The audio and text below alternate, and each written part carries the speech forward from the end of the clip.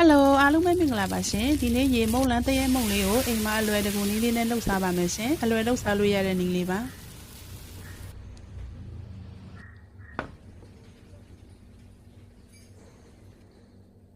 ဆန်မုံပေါင်းဆန်စင်ကွက်နဲ့တစ်ခွက်သုံးထားပါတယ်ရှင်ဆော်ဒါလေးနည်းနည်းထည့်ပါမယ်ရှင်စားလေးအနည်းငယ်ထည့်ပါမယ်ရှင်ပြီးရင်သူတို့အရင်ဦးဆုံးသမအောင်မှွေပေးလိုက်ပါမယ်ပြီးသွားရင်ရေနှစ်ခွက်ထည့်ပါမယ်ရှင်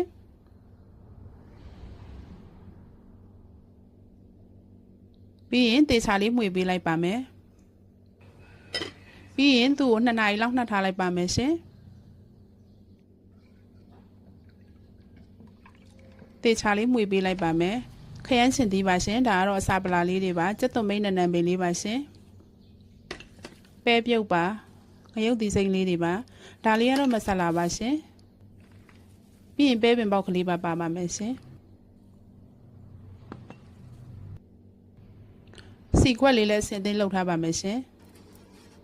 ပြီးရင်အိုးကိုပူပေးပြီးစီတုပ်ပါမယ်ရှင်ပြီးရင်မုတ်ရည်လေးတွေထည့်ပေးလိုက်ပါမယ်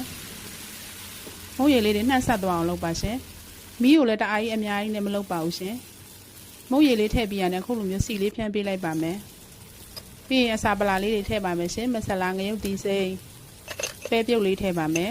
ခန်းချင်သီးလေးထည့်ပါတယ်ရှင်ပဲပင်ပေါက်လေးထည့်ပေးလိုက်ပါမယ်ရှင်ပြီးရင်ခဏလေးအုပ်ထားလိုက်ပါမယ်ရှင်2 မိနစ် 3 မိနစ်လောက်ပြီးသွားရင်အပေါ်ကစီလေးထပ်ပြီးတော့အုပ်ပေးပါမယ်ရှင်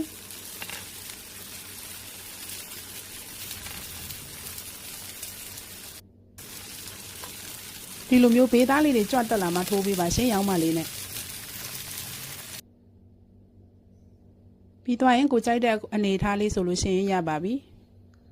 ကိုကကျွတ်လေးကြိုက်ရင်ကျွတ်လေးတည်ပါရှင်နောက်တစ်ခုလုပ်ပါမယ်ရှင်မုတ်ရည်လေးတွေထည့်ပေးလိုက်ပါမယ်ရှင်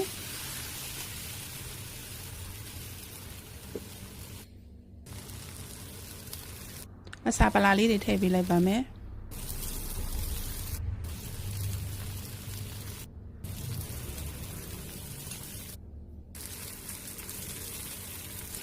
ပြီးရင်စီလေးဖြန်းပါမယ်ရှင်သူကစီများများလေးနဲ့မှပို့ပြီးတော့ကျွတ်ကလေးစားလို့ကောင်းတယ်အခုလိုမျိုးလေးကြွတက်လာမှရောင်းမလေးနဲ့ထိုးပေးပါရှင်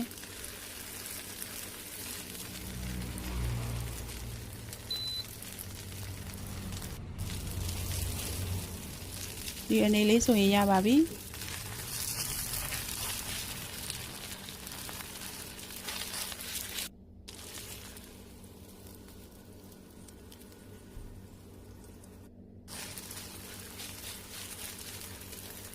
ဒါကတော့ပဲပြုတ်လေးနဲ့စက်သွန်မိတ်နဲ့2 မျိုးနဲ့လုပ်ထားတာပါ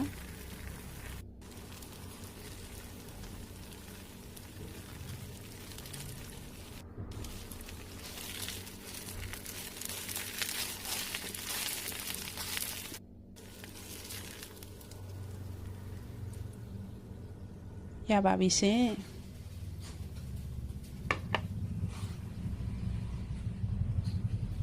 ဒါကတော့အဆက်ကလေး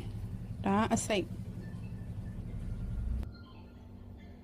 ကျေးဇူးပါရှင်